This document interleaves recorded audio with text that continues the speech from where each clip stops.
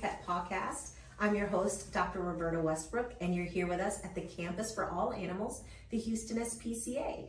And today I would like to introduce you to our pet of the week. This is Bruce. Bruce is about a 6-year-old domestic short hair.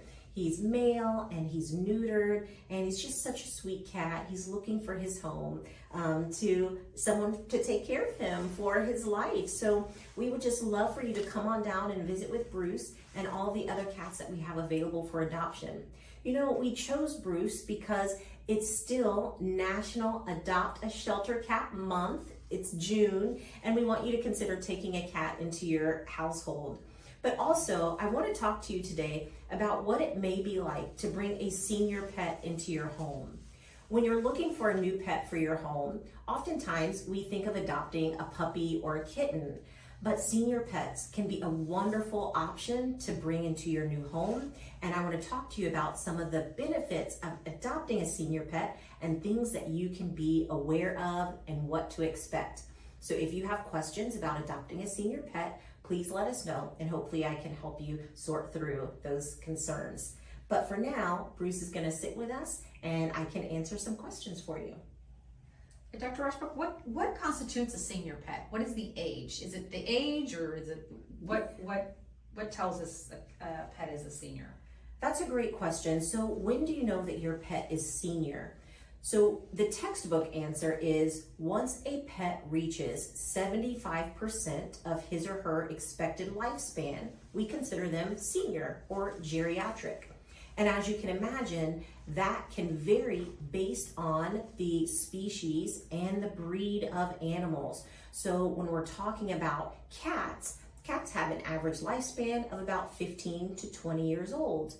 But dogs can vary. Small dogs can also live 15 to 20 years old, but some larger breed dogs may only have an expected lifespan of 10 to 12 years.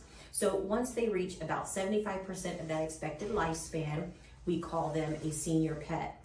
In general, we use 7 years of age to determine when a pet is considered geriatric. And Bruce here is getting close to 7 years old, and so he's going to be our example for today. What kind of diet does a senior pet need? You know, one of the things about a senior pet is that as they become older, they typically become less active. They like to lie around the house more, they sleep more, and they may not be running around quite as much.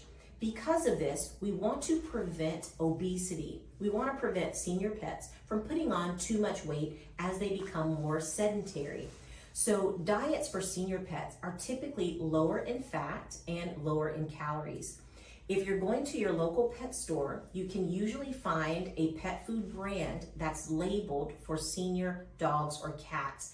These would be good options to try for your pet, as they are formulated for pets that are sedentary, that may need more protein depending on their health, and they need less fat and less carbohydrates.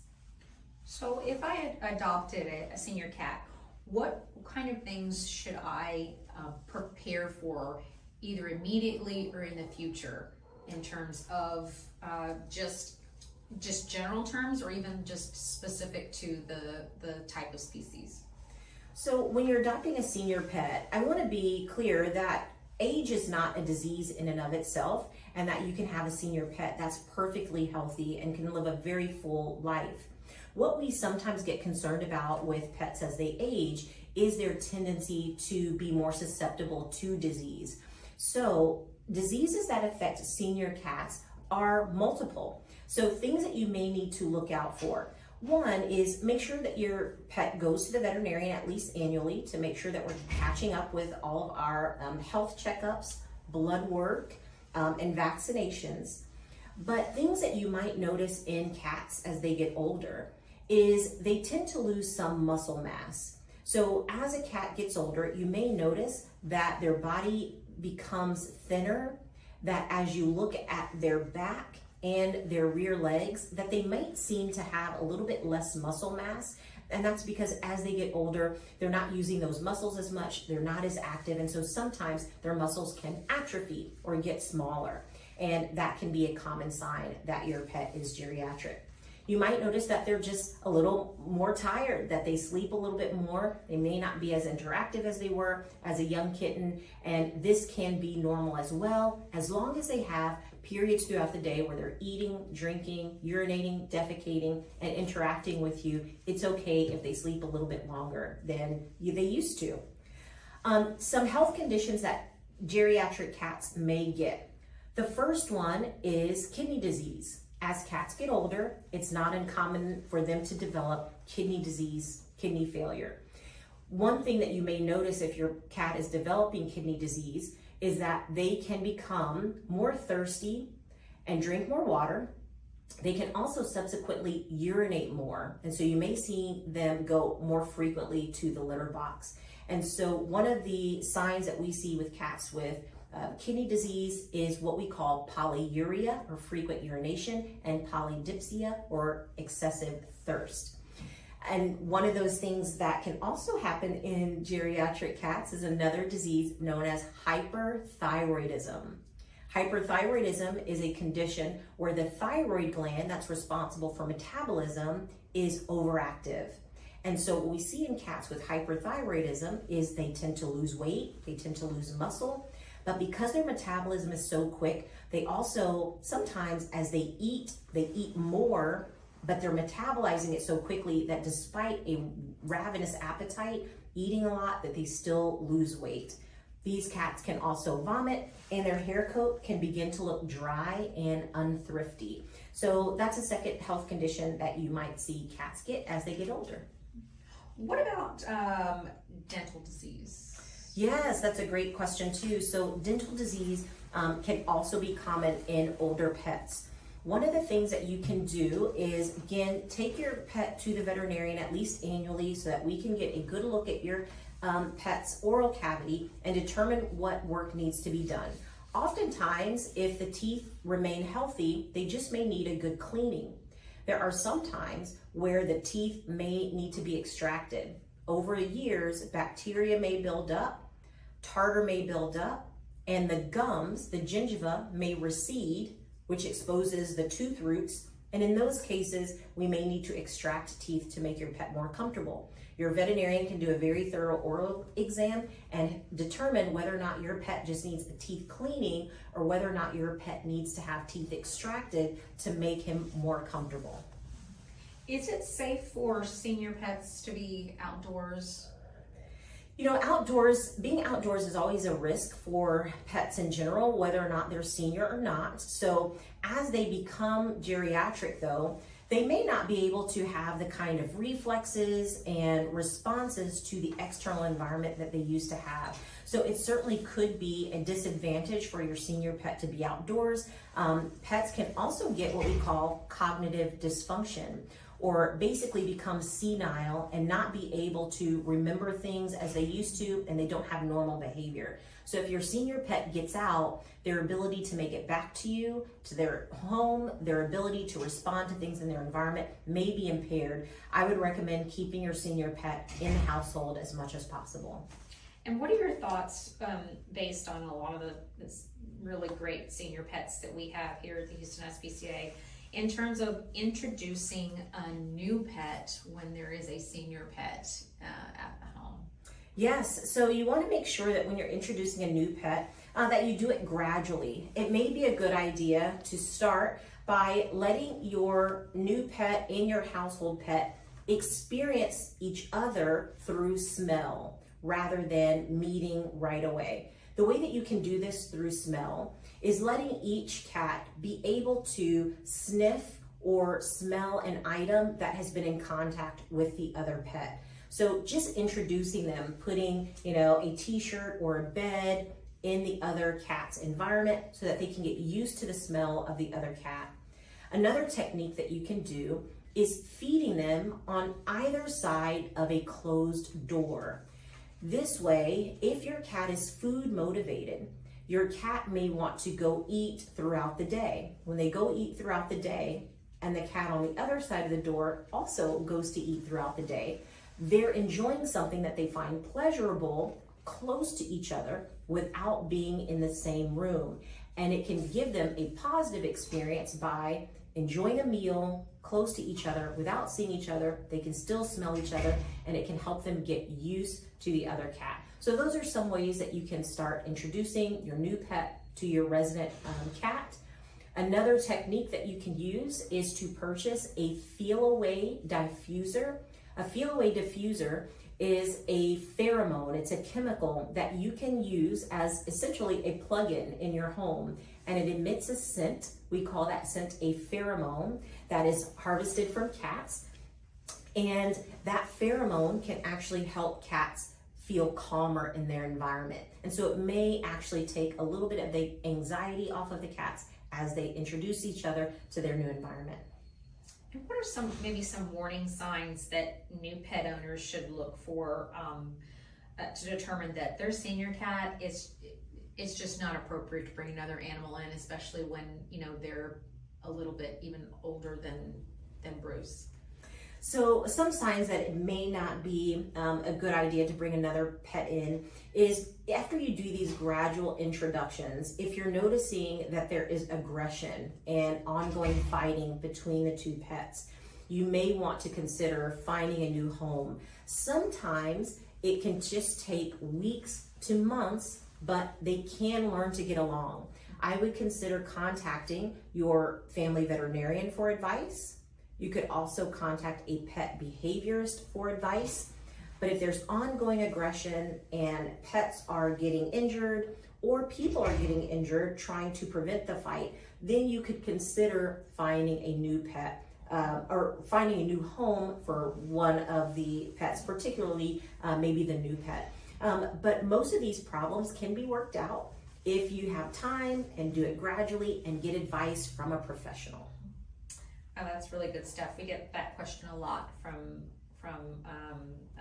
new pet owners. Let's talk about pet safety for senior pets. With everybody's heard about the potential hurricanes that we have this season. What can we do specific to helping our senior cats prepare for a natural disaster? Our senior pets are just even more likely to be susceptible to disease, and we want to make sure that we're keeping them safe during times of disaster. So you should make a plan that if you need to evacuate your home, that you make a plan for your senior pet.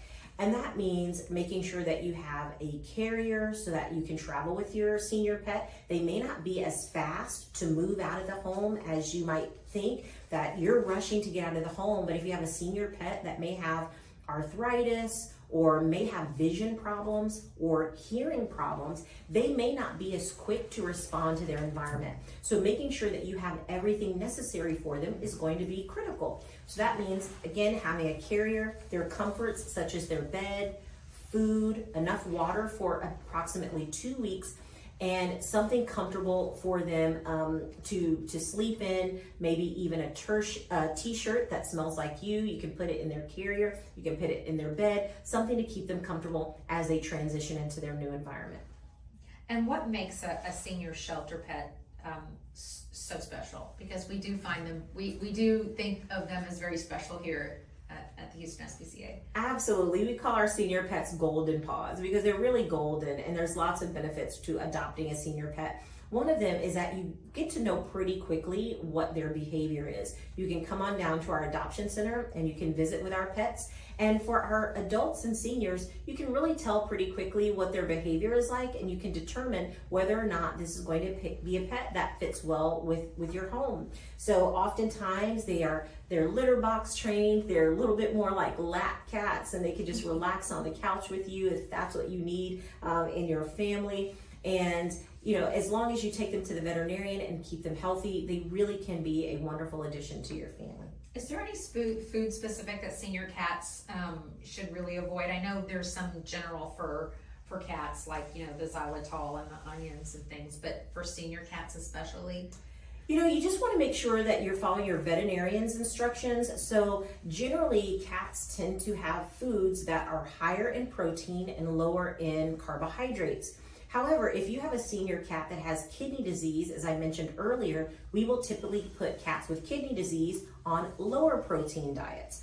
So just making sure that your cat is healthy. The average senior diet is going to be fine. You certainly want to avoid table food, things that could be toxic to them. You want to make sure that you're feeding a commercial diet that has the proper nutrients in a balanced way that's recommended by your family veterinarian. Okay, so we have to give dogs a fair shake now. Let's talk about senior dogs. What makes them different from our friends of senior cats, obviously, and what makes them special here at Houston SPCA? Yeah, senior dogs are still wonderful pets to bring into your home. You know, we talked about senior cats being kind of just the kind of cat that can curl up in your arms like you see Bruce doing here, being your TV couch partner. And it's the same thing with senior dogs. They just want to be around you. They just want to be your cuddle buddy, and they can be a wonderful addition to your home. Just like senior cats, senior dogs can also be more susceptible to certain illnesses. And as we see dogs get older, what we typically see in dogs are things like arthritis. They get a little bit slower. They may not be able to run, jump on the bed, or jump on the couch like they used to. So having items in your home to help them are things like stairs or a ramp to help them get up onto the couch or up onto the bed so that they don't have to injure their joints by jumping. Senior dogs can also have vision problems and hearing problems, and so you may notice that as your senior pet gets older, they may seem to have selective hearing, where they only listen to you when they want to, but in some cases this is true hearing loss. And visiting your veterinarian regularly can help you determine whether your pet is having selective hearing or whether or not they have a true loss of hearing or vision.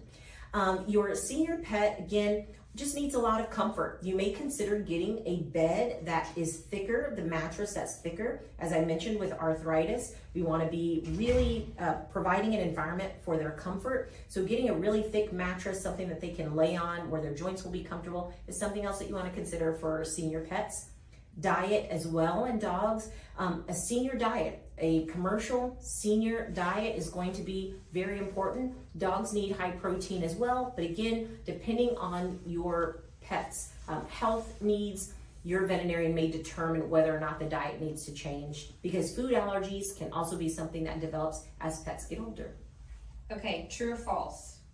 You can teach an old dog new tricks. Sure you can. So just because you have a senior pet doesn't mean that they can't learn. So they can come into your home and you can certainly teach them how to sit, how to stay, how to come to you, how to get on and off the bed. They love to learn. And so just because a pet is older doesn't mean that they are unable to learn what you would like them to do. They're happy to please you, and they oftentimes will learn very quickly as a young pet sometimes.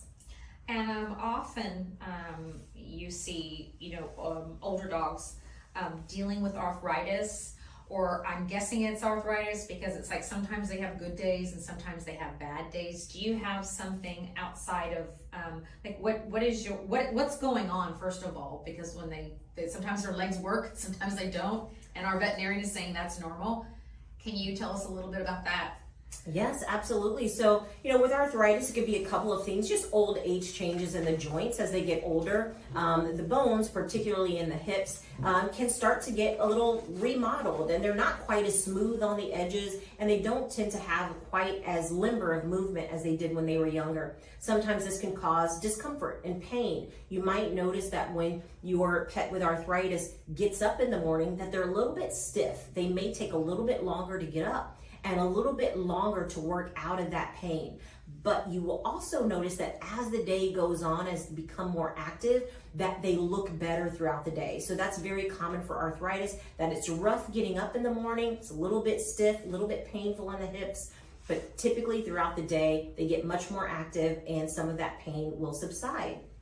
Your veterinarian can do x-rays to take a look at the joints to check for arthritis, but there's also joint supplements and pain medications that can be prescribed to help keep your pet comfortable if they have arthritis. So it's not something that cannot be treated, and your pet can still go on to live a very long, healthy, and very comfortable life, even if they have joint disease as they get older. And Bruce is getting very comfortable.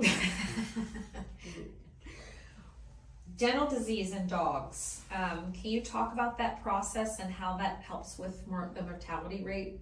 Yeah, so dental disease is very common as pets get older. It's actually common for all pets that are over 3 years old. Once your pet turns 3 years old, they need to start getting their teeth cleaned to prevent the buildup of tartar and plaque and bacteria.